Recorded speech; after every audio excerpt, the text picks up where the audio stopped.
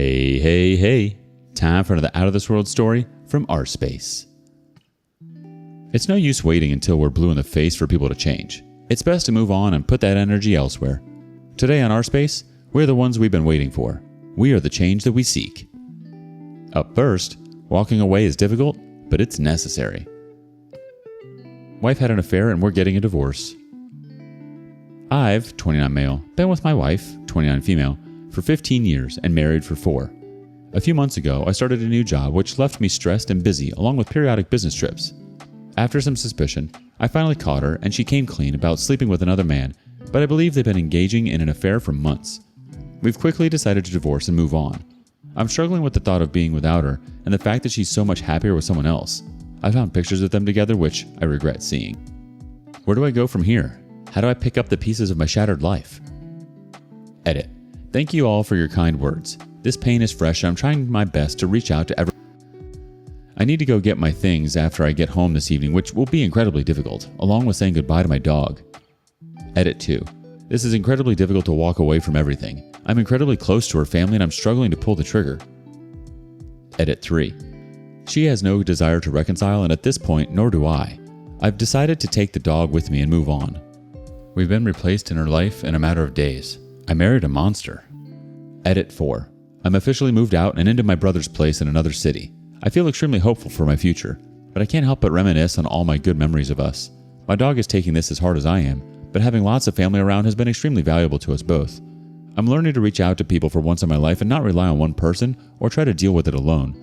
Sharing my story online was never something I'd ever had considered in the past, and it's the best decision I've made so far. All the words here are reassuring and helping me deal with this incredible pain and suffering, one day at a time. The community has some additional thoughts. ICIC says, "You are an absolute champion. Found out and done. No games. Time will heal and then you will prosper."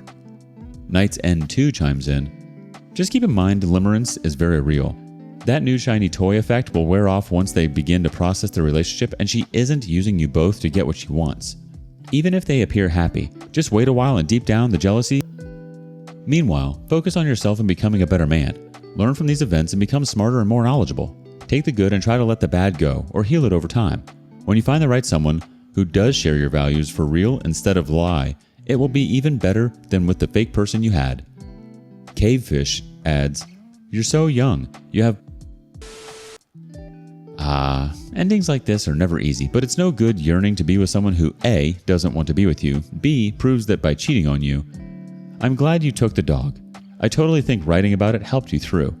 You're a brave man. It's okay to reminisce, but please don't forget about what she did to you. You're absolutely right. You did marry a monster. And someone who loves you would never entertain the thought of cheating on you or your dog. Update.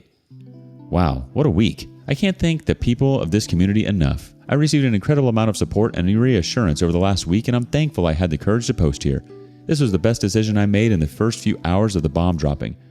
I have worked out rough details of the divorce with my soon-to-be ex-wife, and she's continuing to try and manipulate and be a victim in all of this. Thanks to the support of everyone in my life, including her sister and brother, I've been able to see past her behavior. I still have to work through not trying to care for her because that's all I've done for 15 years, but I can't help but be disgusting and ashamed of her. She will never be in my life again. I realized the things she wanted me to improve on in our marriage were caused by her. I wasn't happy with her and was afraid to admit that to myself, and I'm better off without her. I deserve so much more, and I'm not settling for anything but what I deserve. I'm incredibly optimistic for the future.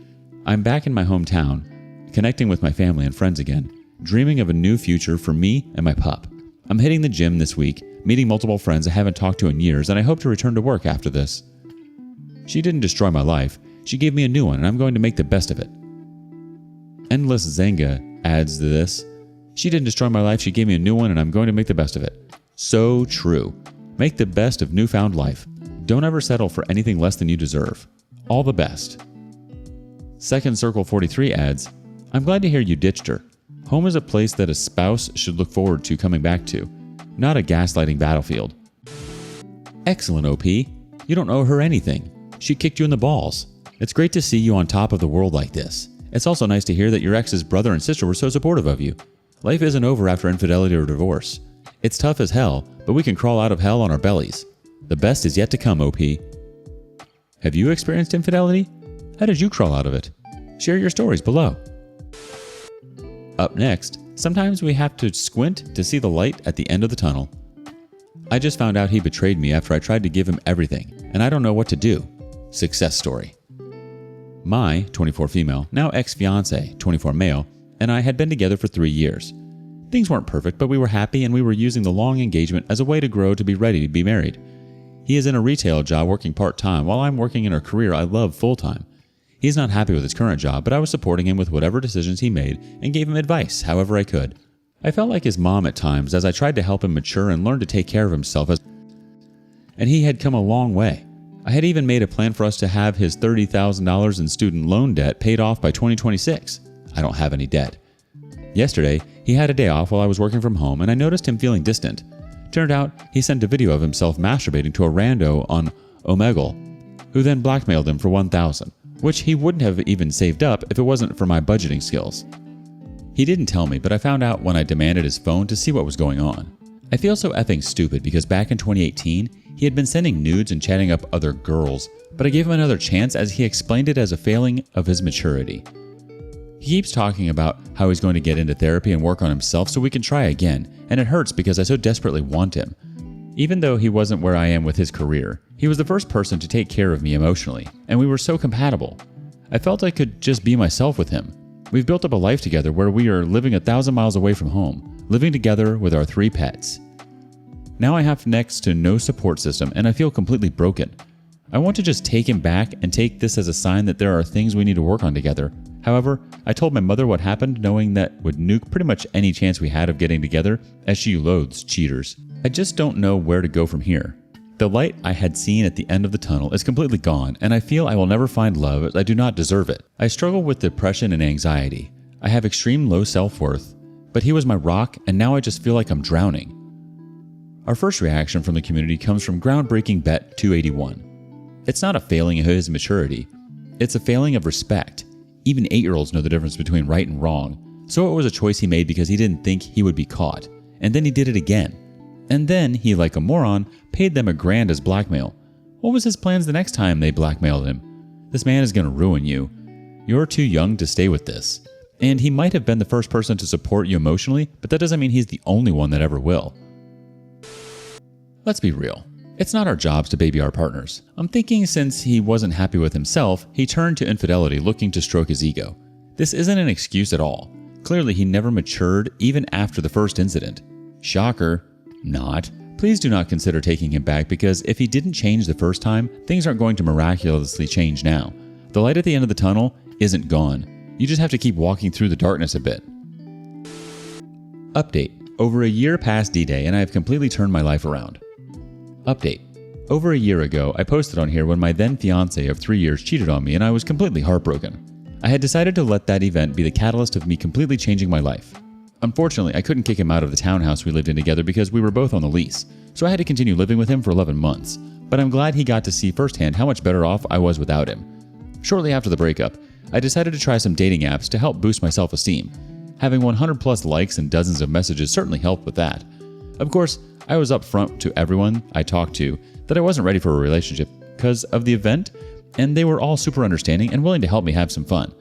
Through that, I actually met my current boyfriend, who was more than willing to wait however long it took for me to be ready because he knew I was special. I have never had anyone been so sweet and kind to me as he has been. He brought me flowers the day after our first date, frequently cooks me dinner, compliments me, and I am the happiest relationship-wise that I have ever been. A few months after D-Day, I got a new job making 1.5 times what I had before, and it is completely remote, giving me free range to decide where I wanted to live once the lease was up. I decided to move an hour south to be closer to my sister and closer to my new boyfriend's family. I originally planned to find a new house to rent, but realized it would actually be more cost-effective to buy my own house, so at 25, I became a homeowner all by myself. Meanwhile, my ex waited until a month before the lease was up to try to find somewhere to live when I turned down his request to continue living with me. He met a girl, and a few weeks later moved in with her, and a few months later, they are engaged, so he hasn't really learned his lesson yet about being a leech. He tried to take one of the cats with him and my dog's Ashes, but I shot that down and have all my fur babies with me. But I am the happiest I have ever been in my entire life and just wanted to share. The community responds, Live Maze 6410 says, "Way to go. Love success stories." Rad to the Bone 22 adds, "Haha, he tried to get you to continue living with him? Then he moved in with the first girl he dated and proposed to her within a couple of months? Wow, did you dodge a troubled individual." I'm so glad to hear you are a homeowner. That is a very big deal. Congrats. I'm also very glad that you have your fur babies. They are the best. Best of luck with your new relationship, and thank you for sharing your story of resilience. Amazing, OP. Congratulations on becoming a homeowner at such a young age. And you did that all by yourself. It's even better that he got to see all of this happen while he was still living with you. What an absolute leech. I don't think he'll ever learn. He just moved on to the next poor sucker. I'm glad you didn't take him back. You ended up seeing the light, and it was a beautiful thing. Go live a beautiful life. Do you have a similar story? Share your success story below. And lastly, life's too short to be waiting around. How long did it take for you to realize they would never change? It's taken me 4 months to realize that no matter what it is, big or small, he won't ever stop lying to me. Whether he's lying about caring or anything to do with our relationship, or literally the smallest thing like a household chore, he just doesn't stop lying for self-preservation. The community has some thoughts. Counting days 0815 kicks us off. Well, I'm 7 months in and my wife sent me an email. How are we doing? How are the kids? How the company and employees are, etc. I just messaged back, as long as you can't be honest, I don't need any contact to you. I've told you if you want to talk, I'll listen, but all what remains is work for lawyers. Liars stay liars. I've heard so much crap now, I'm just sick of it. Veronica Sawyer's Red Dead says, when I caught him having an affair in our home with our 11-year-old daughter's best friend's mother, who was my friend and also a neighbor. And it was a relief it was over. I'd done the best I could to keep the family together. I booted him out of the house. I was set free from the tethering of a one-sided commitment. He was set free to be who he truly is. I didn't have to live with his betrayal anymore and what he's done over all these years. I didn't have to worry that he wasn't cheating on me anymore and finally got to rest peacefully at night. I didn't have to walk on eggshells anymore, worried that any sort of perceived infraction on my part would result in punitive betrayal by him. I didn't have to pretend anymore that we were a functional family unit, nor that I was in a healthy marriage to people who didn't know the reality of the situation. I didn't have to wake up every morning and take my daily dose of reconciliation that was poisoning my spirit. I knew for sure that I'd never ever be tempted to take him back or be susceptible to his love bombing. I knew he'd crossed into the point of no return, that it was over, my life was now my own, that it wasn't my fault the marriage couldn't be mended, and that he was exactly who I was afraid he was, and worse to me than I could imagine anyone ever being after I tried to love them wholeheartedly, forgiven with earnest and with my best intentions, and that I owed him absolutely nothing of myself anymore. Breaking Barriers adds too, this is a primary reason why I recently broke up with my fiancée, along with lack of accountability. I'm not sure if the lack of accepting fault and apologizing was because she didn't care or if it was because she felt tremendous guilt internally already, and by accepting fault, it would just make her feelings much worse. I never really needed the apology for my sake. I just wanted to know she understood what she did was wrong, why it's wrong, and how to fix it. I needed to see that there was meaning behind every love. Her lack of showing such emotion drove me away, and I became resentful of the fact that it felt like I was the only one moving the relationship forward. No One You Need to Know 12 adds this. I think it was about a year in. I'd already made him move out. We still have a family relationship, but he would prefer that we return to our marriage. He has changed in a lot of ways. There is almost no abusive behavior toward me or our kids now. He doesn't belittle me anymore. He is more helpful in household chores when he's over. He even cooks dinner. I could probably count on one hand the amount of times he's cooked in our 16-year marriage up to discovery. There are things that won't change though. Some of them I don't think are necessarily his fault though. It doesn't mean I have to like it. He has this tendency to use the word nice when telling me how I look. Or it's a word he uses constantly with me. I hate it. I can go through all of this trouble to doll myself up and I get, "You look nice." Thanks. He also doesn't really get involved with the kids. I know almost everything going on with them. Instead of talking to them, he asks me. I can't figure out for the life of me why I have to be the go-between. I do all of the emotional labor with our kids. 2 have ASD and all 3 have ADHD. 2 of them have various learning disabilities while 1 has significant enough needs that require a specialized program. He has no interest in participating in any of that. For years, he fought me on our kids' diagnosis because he claimed I was projecting my profession, special needs educator, onto our kids. Nope, all of them formally diagnosed by a licensed and reputable psychologist. I'm supporting the kids fully on my own.